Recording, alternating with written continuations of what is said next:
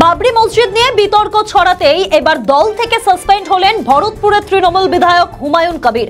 এর আগেও তিনি বিতর্ক ছড়িয়েছিলেন। এইবার তিনি জানাচ্ছেন নতুন দল গড়বেন, পাশাপাশি বাবরি মসজিদে শিলান্যাস করবেন ডিসেম্বরের 6 তারিখ, আর তারপরই দল তাকে সাসপেন্ড করে। এইবার এই নিয়ে মুখ খুললেন সিপিএম নেতা সুজন চক্রবর্তী। না জানিয়ে হুমায়ুন কবির চলে এটা যদি কেউ ভাবেন তাহলে বেঠিক।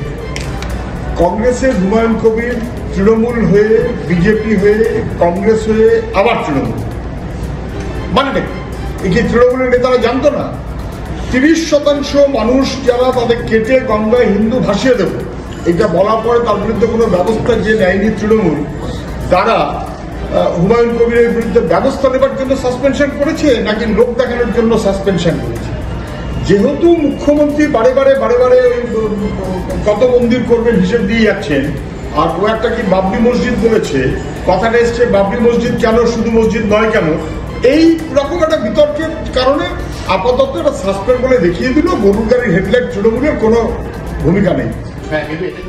আমাদের ভিডিও ভালো লাগলে লাইক ও শেয়ার করুন, কমেন্ট সেকশনে আপনাদের মতামত জানান। আরও ভিডিও পেতে আমাদের চ্যানেলটিকে সাবস্ক্রাইব করুন এবং প্রতি মুহূর্তে খবরের আপডেট পেতে প্রেস করুন বেল আইকন।